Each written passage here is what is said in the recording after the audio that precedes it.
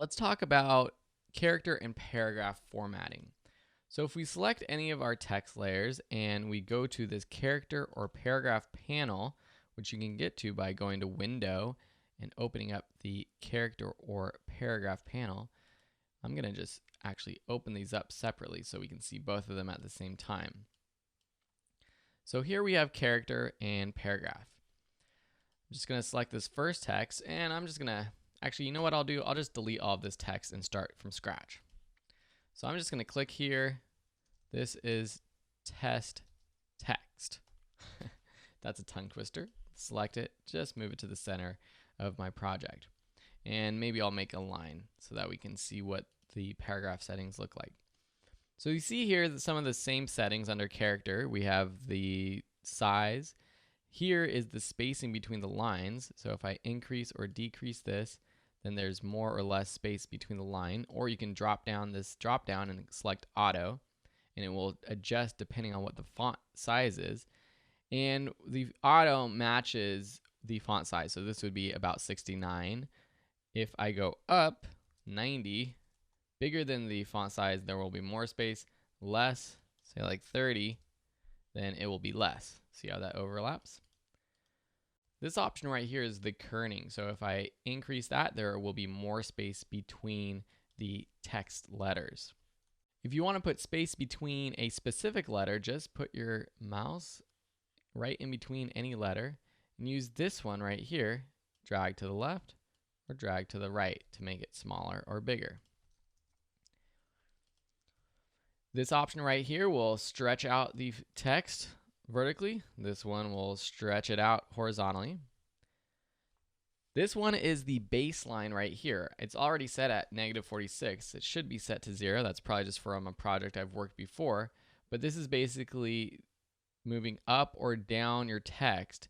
But it's not really moving down the text block.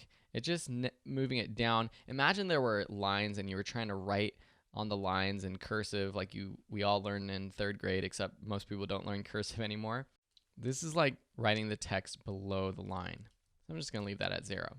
Down here we have other properties, so we can make the text a faux bold or a faux italic. What faux means is false, and what that means is if your text doesn't have a bold setting up here, or even if it does, you can choose the bold or italicized font right here. And this is Photoshop making this text more bold by adding a stroke or a border that is the same color as your fill color, and it makes it more bold or italics that way. This one will make it all caps.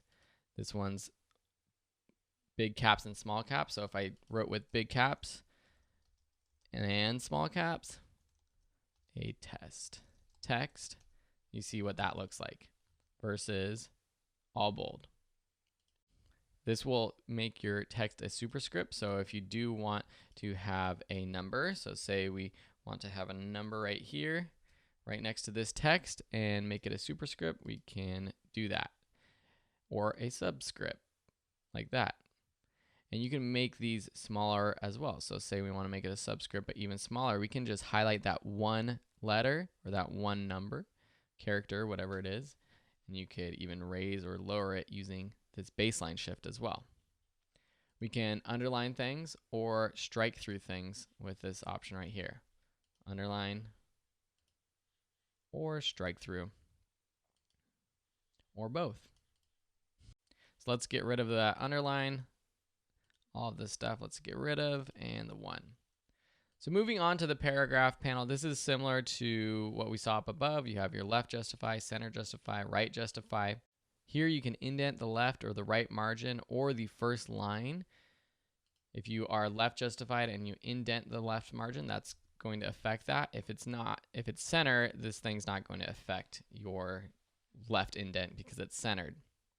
We don't see these options highlighted to fit the width of your text box, but if we did create a text box, so let me just take our text tool, create a text box. Let's make the font a little bit smaller, and I'll write a little bit more. This is a test text. Just copy and paste that a few times. I literally just pressed Command A to select it, and then I'm going to press Command V to paste it. So now all this text is in here.